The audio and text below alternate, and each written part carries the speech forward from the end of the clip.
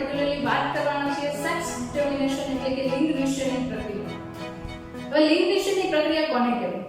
તો કે જનરલી આપણે જોઈએ એક લિંગી પ્રાણી, બરાબર, એક લિંગી પ્રાણીઓ એટલે એવા પ્રાણીઓ કે જેમની અંદર તમને નર પ્રજનન તંત્ર અને માદા પ્રજનન તંત્ર બંને અલગ અલગ સજીવોની અંદર જોવા મળતા હોય. ફોર એક્ઝામ્પલ મનુષ્ય, બરાબર છે.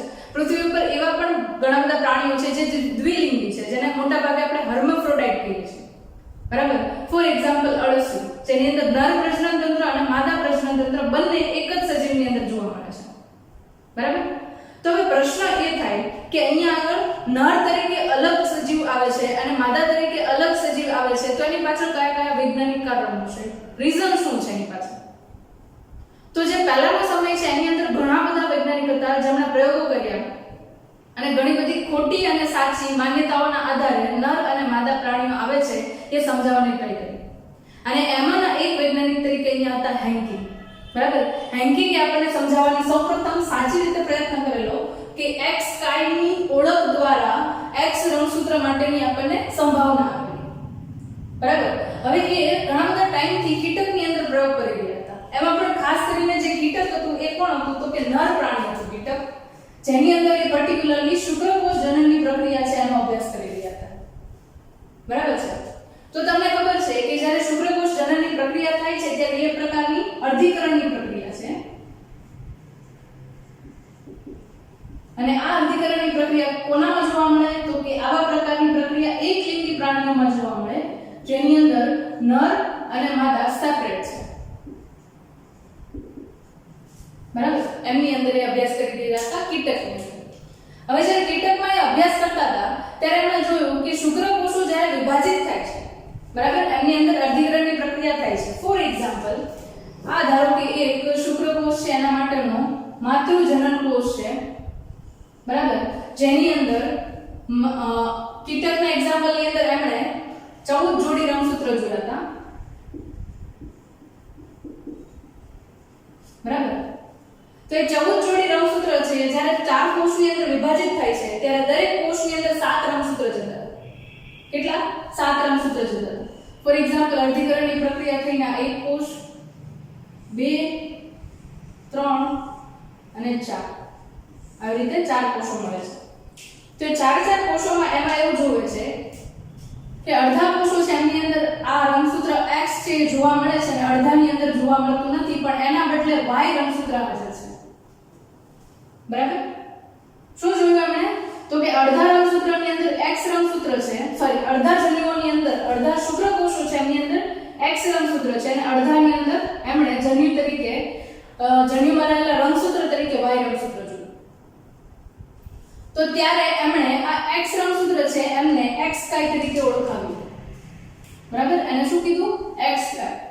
પણ એ X કાય શું છે, કેવી રીતે પ્રક્રિયાના અંતે એ બને છે અને શું એનો પ્રોસેસ છે એ એને કઈ સમજાવવા માટે કેપેબલ નહોતા, એટલે એમણે X કાય તરીકે આપણને દર્શાવ્યું. એના પછી ઘણા બધા વૈજ્ઞાનિકો જેણે અલગ અલગ તારણો આપ્યા, બરાબર. અને ઘણા બધા વૈજ્ઞાનિક છે એમણે મનુષ્યની અંદર પણ જોયું કે એમની અંદર લિંગ નિશ્ચયની પ્રક્રિયા કેવી રીતે થાય છે, રાઈટ. તો અહીંયા આગળ તમે એક વસ્તુ જોઈ હોય તો અહીંયા જે નરના રંગસૂત્રનું વિભાજન જે શુક્રકોષમાં થાય છે, બરાબર, એમાં 50% શુક્રકોષો X રંગસૂત્ર સાથે છે અને 50% શુક્રકોષો છે એ Y રંગસૂત્ર સાથે છે, બરાબર. તો એના આધારે વૈજ્ઞાનિકોએ પહેલું આપણને અહીંયા આગળ તારણ આપ્યું નર વિષમયુગ્મતા,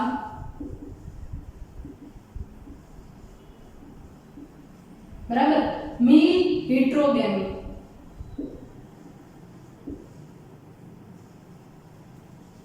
નર વિષમયુગ્મતા, મેલ હેટરોગેમી.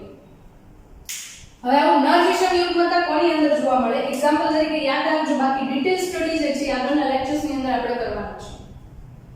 રિપીટ કરું છું એકવાર, નર વિષમયુગ્મતા કોને કહેવાય? જ્યારે ઉત્પન્ન થતા શુક્રકોષો છે એમાંના 50% શુક્રકોષો Y રંગસૂત્રો સાથે હોય અને 50% રંગસૂત્ર જ્યારે X રંગસૂત્ર સાથે, 50% જન્યુઓ એટલે કે શુક્રકોષો X રંગસૂત્ર સાથે હોય ત્યારે બનતા બંને જન્યુઓ છે એ અલગ પ્રકારના હોય ત્યારે એને આપણે નર વિષમયુગ્મતા એટલે કે મેલ હેટરોગેમી તરીકે ઓળખીએ છીએ, બરાબર.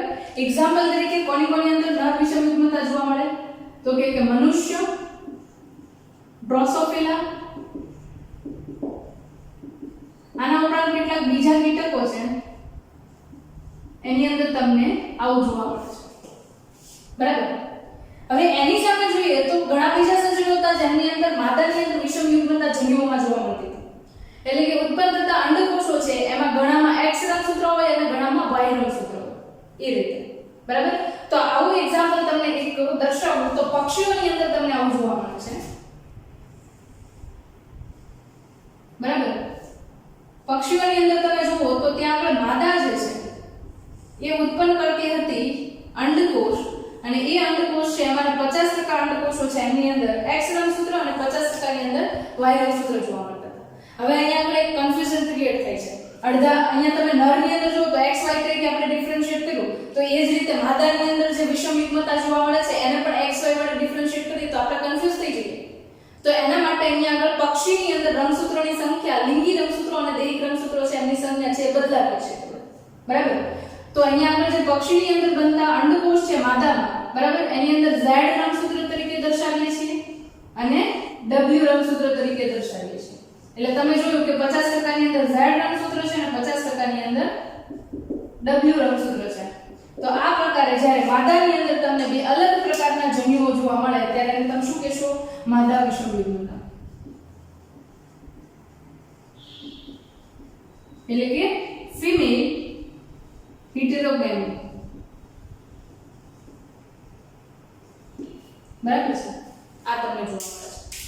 ઓકે, હવે એના આધારે એક વસ્તુ કન્ફર્મ થઈ ગઈ કે રંગસૂત્રોના પ્રકાર કયા કયા હોય છે, બરાબર.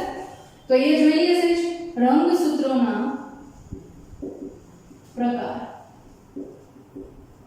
ઓકે, રંગસૂત્ર જે છે મુખ્યત્વે અહીંયા આપણે બે પ્રકારના થાય. એકને કહીશું આપણે દૈહિક રંગસૂત્ર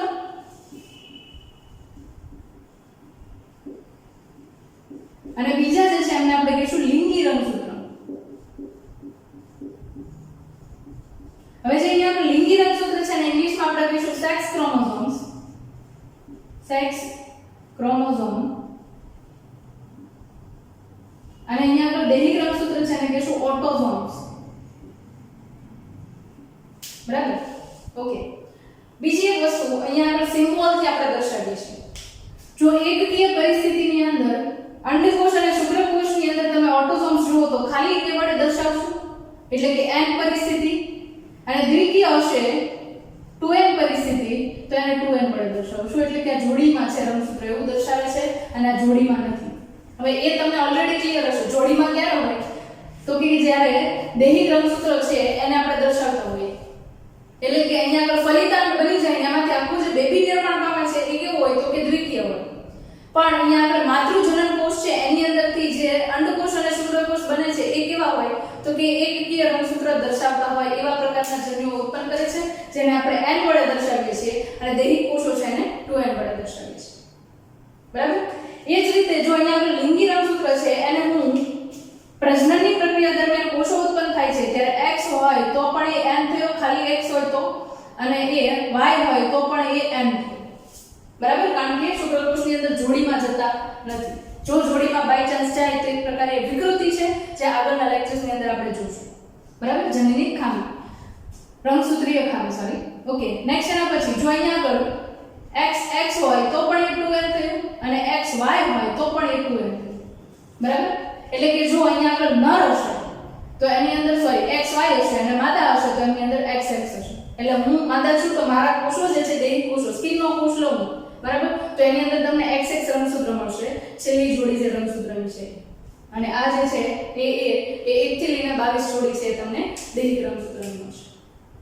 હવે આને દૈહિક શા માટે કીધા અને લિંગી રંગસૂત્ર શા માટે કીધા?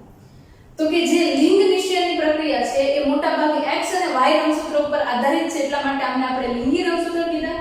અને દૈહિક લક્ષણો માટે, એટલે કે આપણો સ્કિનનો કલર છે, હેર કલર છે, જો કે આને લઈને ઘણા બધા લક્ષણો અલગ અલગ હોઈ શકે, અલગ અલગ પ્રકારના ઉત્સેચકો આપણા શરીરની અંદર બને છે, એ બધી જ પ્રક્રિયાઓ છે, હાડકા છે, આ તે બધી વસ્તુ, હાઇટ છે, આ બધી વસ્તુ, એ બધી વસ્તુ જે છે એ દૈહિક લક્ષણો તરીકે આપણે ગણાવી શકીએ. એ લક્ષણો માટે જવાબદાર છે એ દૈહિક રંગસૂત્ર છે, એટલા માટે એને દૈહિક રંગસૂત્ર કીધા. અને લિંગ છે એને લઈને લાક્ષણિકતા છે એ લિંગી રંગસૂત્રનો કીધો છે, રાઈટ. આટલું ઓલમોસ્ટ તમને લોકોને ક્લિયર થઈ ગયું છે બરાબર.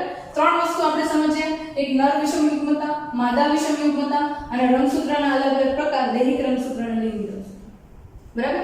હજી એક થોડું એક્ઝામ્પલ વડે સમજી લઈએ જેના કારણે તમને કોન્સેપ્ટ વધારે ક્લિયર થઈ જાય બરાબર. ફોર એક્ઝામ્પલ આ જે છે એ મારો દૈહિક કોષ છે બરાબર. તો એની અંદર મારે જો રંગસૂત્ર દેખાડવું હોય તો કેવી રીતે દેખાડી શકું? તો તમને યાદ હશે કે મનુષ્યમાં 23 જોડ રંગસૂત્ર હોય, 23 પેર રંગસૂત્ર હોય. એમાંના જે 22 રંગસૂત્રો છે ને એ કેવા હોય? દૈહિક હોય. આ દૈહિક કોષ છે એટલે એની અંદર જોડમાં હશે તો એને 22 એ વડે દર્શાવો. અને છેલ્લી જે 23મી જોડ રંગસૂત્રની છે એ માદા છે એટલે x અને x વડે દર્શાવશે. જો એ જ રીતે કોઈ નર છે એનો કોષ લઉં તો એની અંદર મારે રંગસૂત્રીય સ્વરૂપ દર્શાવવું હોય તો 22 પ્લસ નર છે એટલા માટે x અને y. આ માદા છે અને આ નર છે. આ રીતે દર્શાવીશ.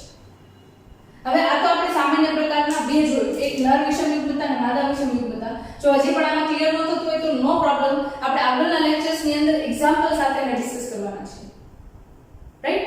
નેક્સ્ટ એના પછી જોઈએ તો ઘણા બધા કીટકોની અંદર તમને જોવા મળ્યું એવું કે એક x રંગસૂત્ર હોય એની સાથે y રંગસૂત્ર પણ ન હોય અને x રંગસૂત્ર પણ ન હોય, એટલે કે રંગસૂત્રની અંદર અનિયમિતતા જોવા મળે. તો એ કેવી રીતે છે એ સમજી લઈએ. ફોર એક્ઝામ્પલ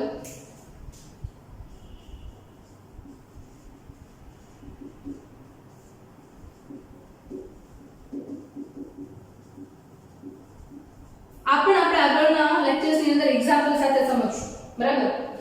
ઘણા કીટકો હતા જેમની અંદર x 0 તરીકે હોય, એટલે કે લિંગી રંગસૂત્રની અંદર જોડમાં ન હોય, માત્ર એક જ x રંગસૂત્ર હોય તો એ નર સજીવ તરીકે વિકાસ પામે, અને જો x હોય તો એ માદા સજીવ તરીકે વિકાસ પામે બરાબર. એટલે એવું બને કે ધારો કે કોઈ કીટક જે છે એની અંદર 8 જોડી રંગસૂત્ર જોવા મળે છે, સોરી 8 જોડી તો શું 8 રંગસૂત્ર મળે છે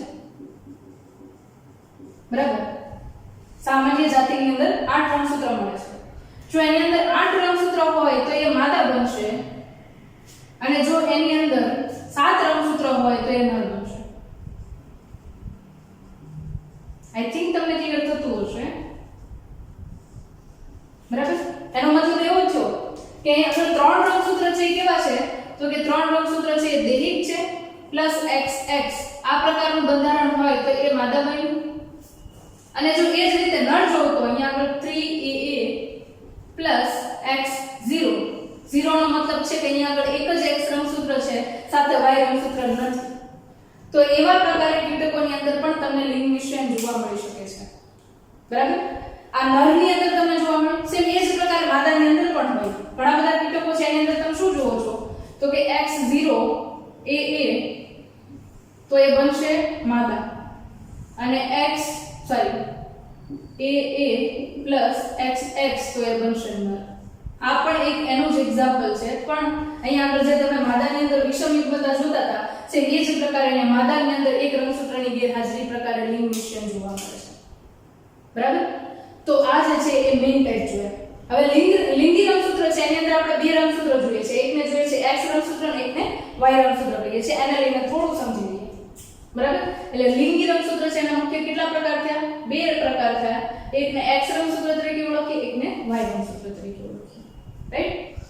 તો X રંગસૂત્ર તરીકે જે જોવા મળે છે બરાબર એ તમને મોટાભાગે EU ક્રોમેટિન વધારે હોય એવા પ્રકારે સીધું રંગસૂત્ર જોવા મળે છે, અને જે Y રંગસૂત્ર છે એ X રંગસૂત્ર કરતા ઓછું કદ ધરાવે છે અને ઉપરની તરફથી વળેલું જોવા મળે છે બરાબર. તો આ X રંગસૂત્રને અને Y રંગસૂત્રને લઈને મુખ્ય તફાવત થયો જે નર અને માદા નક્કી કરવા માટે જરૂરી છે બરાબર. તો આ જે છે એ લિંગ વિષયની પ્રક્રિયાને લઈને પ્રાથમિક લેક્ચર છે જેના માટે તમને બેઝ પ્રોવાઈડ કરેલો છે.